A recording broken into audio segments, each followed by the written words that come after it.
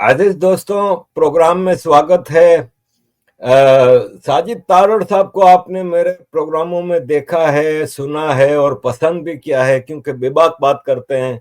किसी को अच्छा लगे बुरा लगे उसका नहीं सोचते, जो हकीकत है वो बताते हैं। तो मैंने उनसे रिक्वेस्ट की थी कि वो हमारे प्रोग्राम में आए, खास तौर पे जब आपको पता है कि वो रिपब्लिकन पार्टी से ताल्लुक रखते हैं और अब प्रेसिडेंट ट्रंप आए हैं, और जिस तरह से प्रेसिडेंट ट्रंप ने 2 महीने से कम अरसे में भी इतना सारा कुछ किया है जो शायद 4 साल के टर्म में भी प्रेसिडेंट्स नहीं कर सकते थे।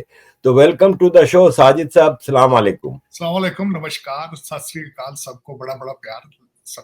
साजिद साहब, पहले तो ये बताएं कि ये जो प्रेसिडेंट ट्रंप, अब मेरे पास बातें इतनी हैं करने को, इतने सवाल आते हैं, लेकिन आपके टाइम को भी देखते हुए पहले तो ये बताएं कि ये जो टैरिफ वॉर शुरू की है प्रेसिडेंट ट्रंप ने, खास तौर पे जो इनके क्लोजेस्ट अलाइज हैं अमेरिका के, यूरोप है, कनाडा है, मेक्सिको है, तो इसका कल सुना है 1.5 ट्रिलियन मार्केट गिर गई है। तो ये सब अमेरिका पे असर नहीं पड़ेगा? इसका बेशक कोई असर पड़ेगा इसका, लेकिन इसमें मैं आरफ भाई आपको डिटेल सारी बताना चाहूंगा कि सारा इनका माइंडसेट इस वक्त क्या है डोनाल्ड ट्रंप साहब का, और ये क्या कर रहे हैं। सिर्फ टैरिफ ही नहीं है, दूसरी कई ऐसी चीजें कर रहे हैं जो माजी में किसी ने नहीं की। उसकी एक छोटी सी मिसाल देना चाहूंगा कि हमास को सीधा फोन उठा के वो सीधा डायरेक्ट बातें कर रहे हैं, ईरान को सीधा उन्होंने लेटर लिख दिया है, और दूसरा यूरोपियन यूनियन और यूरोप को उन्होंने आईना दिखा दिया है। और इस वक्त प्रैक्टिकल चीजें जो है उनकी वो जिक्र कर रहे हैं। मैं उस पर थोड़ा सा बताना ये चाहूंगा कि यूरोप जो है वो मार्शल प्लान सिंड्रोम से बाहर नहीं आ रहा है। उसकी वजह यह है कि डिफेंस वो अमेरिका उसका जिम्मेदार है, डिफेंस पे कोई खर्चा नहीं कर रहे, और उसके बाद जब भी उन्हें जरूरत होती है हैंड आउट के लिए अमेरिका की तरफ देखना शुरू कर देते हैं। और फिर ना सिर्फ देखना शुरू कर देते हैं, जब उनका जी चाहता है अमेरिका को आंखें भी दिखाते हैं, साथ खड़े भी नहीं होते। मैक्रां को फ्रांस की बात देख लें, कई दफा जर्मनी के चांसलर की देख लें, आपके आजकल जो बैठे हैं जो लिबरल पार्टी से आए हैं, तो जब इनका दिल चाहता है आंखें भी दिखाते हैं, पैसे भी लेते हैं, एड भी लेते हैं, डिफेंस पे खर्चा भी नहीं है, नेटो में अपना फेयर शेयर जो है वो भी नहीं देते। तो दर हकीकत टाइम ये आ चुका है कि जो 1945 में जो एक न्यू वर्ल्ड ऑर्डर था उसको तब्दील किया जाए। जिस तरह के यूनाइटेड नेशंस है, जिस तरह के आप नेटो देख रहे हैं, जिस तरह अरब लीग है, जिस तरह और कई ऑर्गेनाइजेशंस हैं, इनको मैं कहता हूं टूथलेस ऑर्गेनाइजेशंस। इनमें से कुछ आज तक निकला ही कुछ नहीं इनमें से। तो इसको चेंज करना जरूरी है। दूसरा जो एक सबसे बड़ी बात जो इंटरनल उन्होंने शुरू कर रखी है, डोज जिसको कहा जाता है, डिपार्टमेंट ऑफ गवर्नमेंटल एफिशिएंसी, तो उसका आगाज अमेरिका से हुआ है, लेकिन आप देखेंगे सारी दुनिया के अंदर इस आइडियोलॉजी को, उस आइडिया को कंट्रीज अडॉप्ट करेंगे।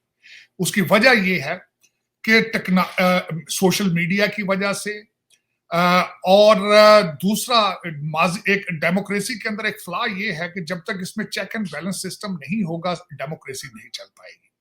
फिर इसमें एक मैं कोट करना चाहूंगा यहाँ पे डॉक्टर जयशंकर, जो कि एक बहुत बड़े डिप्लोमेट हैं, बहुत बड़े स्टेट्समैन हैं, उनकी एक बात कोट करना चाहूंगा। उन्होंने कहा था कि जमहूरियत का एक स्टैंडर्ड सारी दुनिया के अंदर नहीं इन्फोर्स किया जा सकता। लोगों के मिजाज अलग अलग हैं, उनके तालीम के स्टैंडर्ड अलग हैं, इकॉनमी अलग अलग है, कल्चर अलग है। तो उसके डिफरेंट, जिस तरह के अब कई दफा एक ताना लोग दे देते हैं जी कि मोदी तो डिक्टेटर है जी, मोदी तो, भाई इसका डेमोक्रेसी का स्टैंडर्ड अमेरिका वाला, यूके वाला आप भारत के ऊपर नहीं इन्फोर्स कर सकते। वहां लोगों के मिजाज अलग हैं, कहीं पे 2 पार्टी सिस्टम है, कहीं पे मल्टी पार्टी सिस्टम है। तो दर हकीकत इन सारी चीजों के बाद जब भी कोई सियासी लीडर कमजोर होता है, पढ़ा लिखा नहीं होता या करप्ट होता है, तो उसका फायदा कौन उठाती है? जुडिशरी उठाती है और ब्यूरोक्रेट उठाता है। अब वो ये काफी अरसे से ये सिलसिले चल चल के ब्यूरोक्रेसी और जुडिशरी, मैंने इनको लफ्ज देता हूं अनइलेक्टेड रूलिंग एलीट। जो अनइलेक्टेड रूलिंग एलीट है पूरी दुनिया के अंदर चैलेंज बन चुकी है। चाहे वो करप्शन करे, चाहे वो अथॉरिटेरियनिज्म की तरफ उसको पुश करे, तो उसको भी कंट्रोल करना जरूरी है। डोनाल्ड ट्रंप साहब उसको कर रहे हैं। अब दूसरा टैरिफ की तरफ चलते हैं। एक वर्ल्ड ट्रेड ऑर्गेनाइजेशन WTO के साथ एक नारा लगाया जाता है फ्री ट्रेड का। फिर वो अच्छा उसके वो सारी दुनिया में वो चल नहीं सकता। अब देखिए इस वक्त भारत और यूके की फ्री ट्रेड की बात चल रही है, दो मुल्कों के दरमियान, तो ठीक हो जाएगा। अमेरिका की स्ट्रॉन्ग इकोनॉमी को कई कंट्रीज ने अब्यूज किया। जिस तरह चाइना अपनी मनी मैनिपुलेशन करता है, करेंसी को मैनिपुलेट करता है, तो दर हकीकत इन चीजों को भी एड्रेस करना। लेकिन जो टैरिफ, अब देखें अप्रैल 2 से उनकी एक पॉलिसी इन्फोर्स कर रहे हैं जिसका नाम है रेसिप्रोकल टैरिफ। रेसिप्रोकल टैरिफ, आप जितना टैक्स हम पे लगाएंगे हम उतना टैक्स आप पे लगा देंगे। तो इसकी बॉटम लाइन कहां जाएगी? बॉटम लाइन वही है जो फ्री ट्रेड की होती है। अगर आप हमसे टैक्स नहीं लेंगे, हम आपको टैक्स नहीं देंगे, तो इसी को कहा जाता है फ्री ट्रेड। तो दर हकीकत अभी वो this is what the process is going on, but ultimate destination is the same कि टैक्सेस, टैरिफ से जान छुड़ाई जाए। दूसरा, जिस तरह डोनाल्ड ट्रंप साहब की ये ख्वाहिश है कि दुनिया हमें फेयरली ट्रीट करे। अब देखें कनाडा $250 बिलियन की सब्सिडीज लेता है साल की। इन चीजों को रोका जाए। इसी तरह की सब्सिडीज जो है वो मैक्सिको ले रहा है। दूसरा, आप देखें कि दुनिया की ऑर्गेनाइजेशन यूएसएड के हालात देखें कि उसके अंदर करप्शन कितनी है। अमेरिका के अंदर ब्यूरोक्रेसी जो है उसने क्या क्या कर रही है। तो दर हकीकत, और दूसरा एक जो आखिरी पॉइंट ये बताना चाहूंगा आरफ भाई, हमारे जब रिपब्लिकन पार्टी और डेमोक्रेट पार्टी का मैंडेट देखा जाए, तो डेमोक्रेट पार्टी के जो एक उनका मंशूर कह लें, मैंडेट कह लें, वो सोशल सर्विसेज, लोगों को घरों पे बिठा के उनको तनख्वाहें देनी।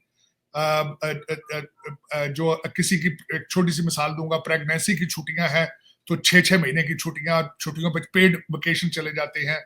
Social services, socialist agenda. तो रिपब्लिकन पार्टी, अच्छा फिर दूसरा ये कि वो बिलीव करते हैं जब लार्जर गवर्नमेंट पे, मैसिव स्पेंडिंग पे, सोशल सर्विसेज पे। तो यहां पे हम ये बिलीव करते हैं अगर गवर्नमेंट बड़ी होगी तो वो ज्यादा रेगुलेशंस बना के रेगुलेशंस को इन्फोर्स करेगी, जो कि हमारी आजादी को छोटा करेगी, फ्रीडम के लिए थ्रेट है। वर्सेस अगर गवर्नमेंट छोटी होगी तो बिजनेस ज्यादा बढ़ेगा, एंटरप्रेन्योरशिप जो है उसकी फ्रीडम होगी। यहाँ पे रिपब्लिकन जब भी इलेक्शन लड़ते हैं तो वो कहते हैं मेरी गवर्नमेंट इतनी छोटी होगी, it will be not visible. So that's what the Republican Party believe in it. तो वो डोनाल्ड ट्रंप साहब वही कर रहे हैं, गवर्नमेंट का साइज छोटा कर रहे हैं। डोनाल्ड ट्रंप साहब के इलेक्शन जीतने से पहले अर्ज ये करना चाहूंगा कि 70-80% federal employees they were working from home. तो वो मैं और डोनाल्ड ट्रंप साहब भी ये बिलीव करते हैं, मैं खुद इस चीज पे बिलीव करता हूँ, you can not work from home. घर में आप रिलैक्स करने जाते हैं, आप काम नहीं कर पाते। तो आज वापस आके डोनाल्ड ट्रंप साहब ने जीत के जो पॉलिसीज बनाई है कि if you can not come to the office you can either quit और यू विल बी फायर्ड। तो इस तरह की चीजें हैं। दूसरा न्यू वर्ल्ड ऑर्डर है, वो कर रहे, न्यू वर्ल्ड ऑर्डर से मुराद ये है कि यूनाइटेड नेशन से अलग सोच रहे हैं। दूसरा, मैं आपके देखने वालों को माजी की तरफ भी ले जाना चाहूंगा। लोग ये समझते हैं योल्टा 2 होगा, योल्टा 2 हो रहा है।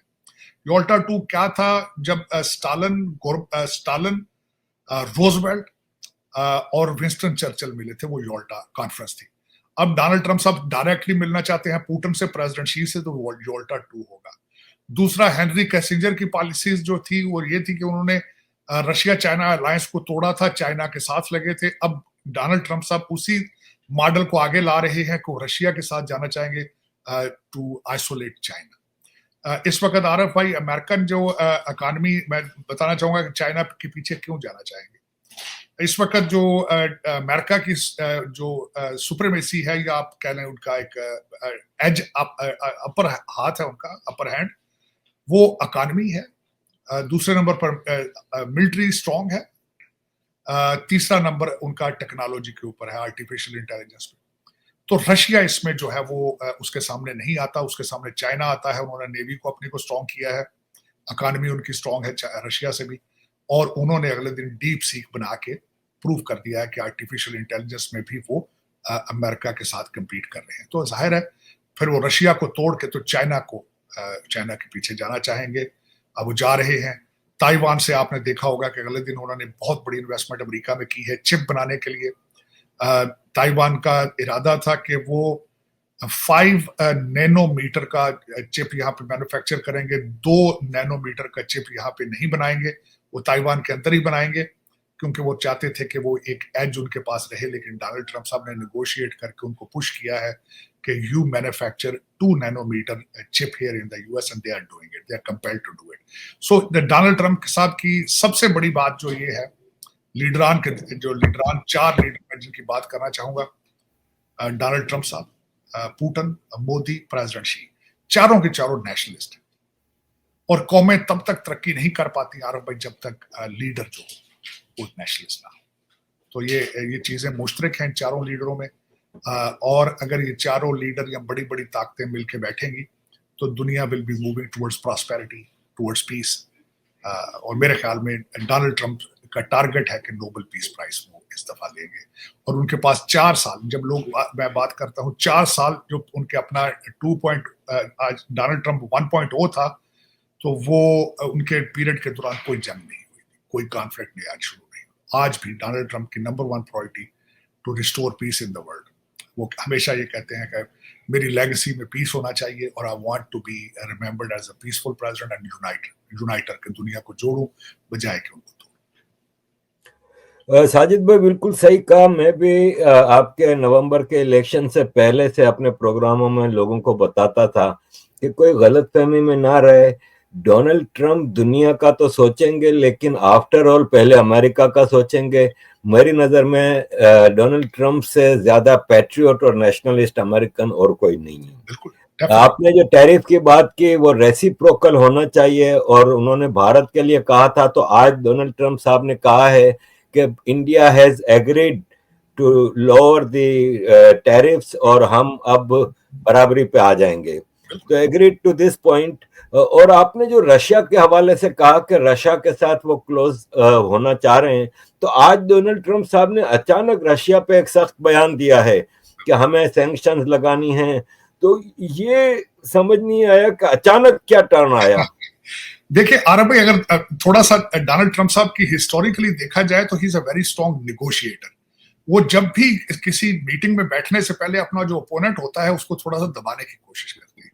तो बड़ी जल्दी आप देखेंगे कि फ्यूचर में पुतिन साहब के साथ उनकी मीटिंग है, चाहे सऊदी अरेबिया में हो या किसी और जगह पे। लेकिन थोड़ा बैलेंस भी देखें ना, वो इतना आगे जा चुके थे पुतिन साहब के साथ कि जितने यूरोपियन एलाइज उनको क्रिटिसाइज कर रहे थे, दूसरी दुनिया क्रिटिसाइज, इस सारे एक्ट को उन्होंने बैलेंस भी किसी तरीके से करना है। और अल्टीमेटली कंसेशंस की बात हो रही है रशिया के साथ। रशिया, पुतिन ने बल्कि ऑफर की है कि आप मिनरल्स के लिए आप आए, यूक्रेन के एरियाज हैं, रशिया में आए, तो they are in a very good terms. Matter of fact अगर देखा जाए उनकी 1.5 घंटे से ज्यादा उनकी बात हो चुकी है। Elon Musk is continuously in touch with Putin. तो वो हालात नहीं है जिस तरह पिछले 12 साल में ओबामा और बाइडेन के डिप्लोमेट्स और ब्यूरोक्रेट्स ही बातें करते थे आपस में एक दूसरे में अपर लेवल, और बल्कि उसके साथ भी डायरेक्ट बातें नहीं करते थे। मीडिएशन वाले लोग और होते थे, दूसरे कंट्रीज के डिप्लोमेट्स के जरिए कम्युनिकेट किया जाता था। तो वो दौर अब जा चुका है, डायरेक्ट कम्युनिकेट करते हैं। Donald Trump is a leader, वो पिक फोन करके सीधी बात कर लेते हैं इंस्टेड ऑफ के ब्यूरोक्रेट किसी को इन्वॉल्व किया जाए उसमें। लेकिन आज जो उन्होंने बात की है वो तो देखे ना, मोदी साहब का दौरा बड़ा सक्सेसफुल था, इसमें कोई शक नहीं है। वो बल्कि तैयारी करके आए थे। टेस्ला और एप्पल के टैक्सेस पे जो थे वो बजट में उन्होंने कंसेशन दी थी टैक्स पे, लेकिन इसके बावजूद डोनाल्ड ट्रंप साहब उसको क्रिटिसाइज करते रहे हैं। बल्कि इस जो 100 मिनट की जो स्पीच अगले दिन थी उसमें भी उन्होंने भारत का नाम लेके क्रिटिसाइज कर दिया कि टैक्स बहुत वहां पे बहुत ज्यादा है। तो दर हकीकत ये स्टाइल है डोनाल्ड ट्रंप साहब का। इसमें जो मैं समझता हूँ कि भारत एक जिस तरीके से मोदी साहब के पीरियड में राइज करके ऊपर आया है इस वक्त, बल्कि मैं कई दफा कहता हूँ America is run by Indians. और उसमें उनका इंटेलेक्ट है, इसको एडमिट करना चाहिए। उनके पास अपर हैंड है, जो मिडिल क्लास उनकी भारत की तालीम याफ्ता है, नेशनलिज्म है। और मोदी साहब का सबसे बड़ा गिफ्ट जो भारत को है वो नेशनलिज्म का जो उन्होंने दिया। अच्छा सर, ये जो यूरोपियन यूनियन है उसने 2015 में ये बयान दिया था कि United states is provoking war with Russia and pulling European union into it. तो आज दुनिया को पता है कि बाइडेन साहब ने ये जो लेटेस्ट वार है उसमें पूरा उनका किरदार था। अचानक बाइडेन साहब भी आफ्टर ऑल अमेरिकन प्रेसिडेंट थे, अब अमेरिकन प्रेसिडेंट यू टर्न ले रहे हैं कि नहीं ये जंग बंद होनी चाहिए। तो ये नुकसान तो हो गया ना अमेरिका के 2 प्रेसिडेंट्स की आपस की पॉलिसी चेंज की वजह से। उसमें सबसे बड़ा डिफरेंस ये है आरफ भाई, मैं ये कहूंगा कि हमारी जो पिछला बाइडेन एडमिनिस्ट्रेशन थी और यूक्रेन जो था इस वक्त जो प्रेसिडेंट ज़ेलेंस्की, अगर दोनों में पढ़ा जाए, अब मैं उसकी छोटी, प्रेसिडेंट यूक्रेन के प्रेसिडेंट ने कहा जी मुझे तो $100 बिलियन तो मिले ही नहीं है, अमेरिकन कहते हैं 350 बिलियन दिया है, वो कहता है 70 बिलियन मिला है, वो दरमियान के पैसे कहाँ गए? सही। मैं बार बार कई जगह पे कह चुका हूं कि Ukraine war was a money laundering scheme. हाँ हाँ हाँ। उसको चाहे अमेरिकन मिलिट्री इंडस्ट्रियल कॉम्प्लेक्स ने वहां से खाया है, यहाँ के लीडरों ने किकबैक्स ली हैं, तो इनका अकाउंट होगा, उनको जस्टिस होगा, कुछ इनको जस्टिस पकड़ा होगा। जाएगा। दाल में काला था, जस्टिस इस तरह होगा आरएफ भाई कि यहाँ पे अब काश पटेल हैं जो हमारे एफबीआई के हेड हैं, उनकी एक्सपर्टी ये है कि वो मनी ट्रेल को फॉलो करते हैं। अब वो जो मनी ट्रेल को फॉलो करेंगे तो पता चल जाएगा कि पैसा कहाँ कहाँ गया था।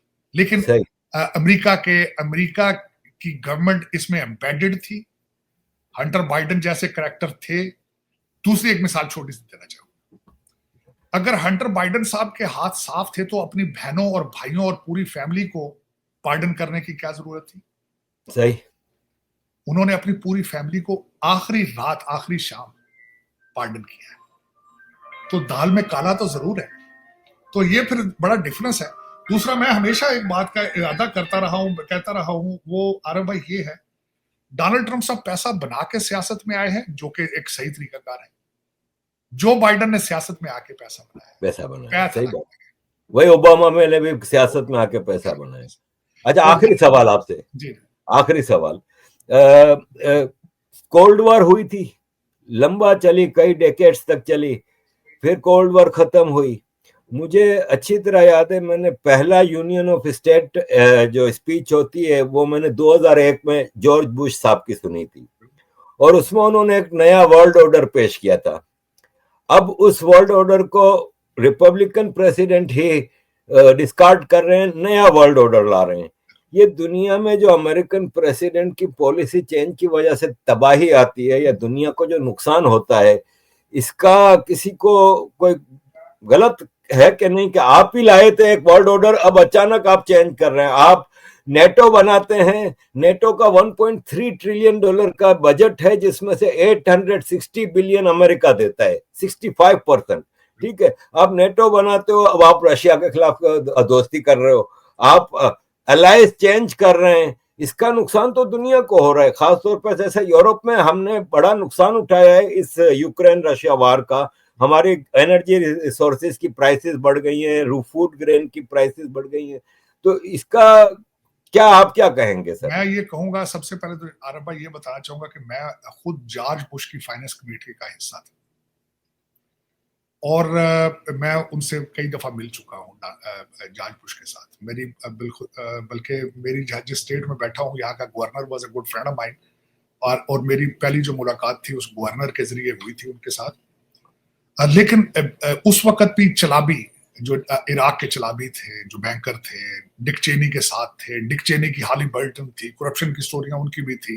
मिलिट्री इंडस्ट्री कॉम्प्लेक्स उस वक्त बहुत स्ट्रांग था, बड़ा पैसा लूटा गया था, इसमें कोई शक नहीं। डोनाल्ड रम्सफेल्ड थे, और बहुत अच्छी टीम थी, बड़े अच्छे। बल्कि और दूसरा, लोग ये भी कहते हैं कि इनके ऊपर वार क्राइम के केसेस होने चाहिए, जो इस तरीके से इराक में गए, लिबिया में गए, सारा। तो मैं टोटली है। लेकिन इसका एक सिंपल जवाब मैं ये देना चाहूंगा, जब कहते हैं बड़े जानवरों की, दो हाथियों की लड़ाई होती, घास की शामत आती है उसमें। बिल्कुल बिल्कुल। उसमें, और दूसरा ये कि चेंज, इंसान जो क्या है, दुनिया एक एवर चेंजिंग प्रोसेस है। जिस तरह मेरी सोचें 10 साल पहले कुछ और थी, आज मेरी सोचें कुछ और है। इसी तरह दुनिया के अंदर जो तब्दीलियां आ रही हैं, जिस तरह सोशल मीडिया एक बहुत बड़ी तब्दीली है। उससे पहले टीवी जब आया था तो बहुत बड़ी तब्दीली आई थी, रेडियो जब आया था तब्दीली आई थी, खबरें जल्दी ट्रैवल होना शुरू हो चुकी थी, एक्सपेक्टेशंस और बढ़ गई थी। आज डेमोक्रेसी कैचअप नहीं कर रही है सोशल मीडिया के साथ। तो ये तब्दीलियां एवर चेंजेस हैं। आर्टिफिशियल इंटेलिजेंस है, इससे भी आगे मजीद जाएगी। जिस तरह, आज मैं छोटी सी मिसाल देना चाहूंगा, जिस तरह अभी भारत आया है तो F-35 की बात हुई है, जब लेकिन बात हो रही थी, भारत लेना चाह रहा था, लेकिन साथ ही यहाँ पे इलान मस्क के लोगों ने बयान सामने रखने शुरू कर दिए थे कि F-35 को तो बनाने वाले बेवकूफ है, क्योंकि अगली जंगें तो होगी ड्रोन के साथ। मैं बल्कि कल बैठा किसी जगह बात कर रहा था, मैंने कहा ड्रोन की भी कोई जरूरत नहीं है, स्टारलिंक है, 1 मिनट स्टारलिंक बंद करें, यूक्रेन की वार तो घंटा नहीं चल सकती उसके बगैर। किसी कंट्री को खत्म करना, उसकी बिजली बंद कर दो, वो शाम तक वो घुटनों के बल आ जाएगा। तो दर हकीकत दुनिया के अंदर चेंजेस आ रहे हैं बहुत तेजी के साथ। हालात पहले इन्वेड करना कंट्रीज को जरूरी होता था, सेकेंड वर्ल्ड वॉर के बाद नक्शा तब्दील हुआ था। अब चीजें, अब अपने इलॉन मस्क तजर्बा कर रहा है, दिमाग के अंदर ही चिप्स लगा दिए जाए, सोचे भी तब्दील कर लीजिए, सोचे भी कंट्रोल कर लीजिए। मैं बल्कि कई दफा लोगों से मजाक करता हूं यार, कि कहा जाता था कि एक फरिश्ता राइट साइड में बैठा है, एक लेफ्ट में बैठा है, ये कहा जाता था पाकिस्तान में जब था। मैंने कहा आज वाईफाई के जरिए फोन सारा कुछ फोन में सुन रहे हैं, जो कुछ, क्या खुदा के, क्या इसी चीज का नाम आगे फरिश्ते वाईफाई पे साथ चल रहे थे।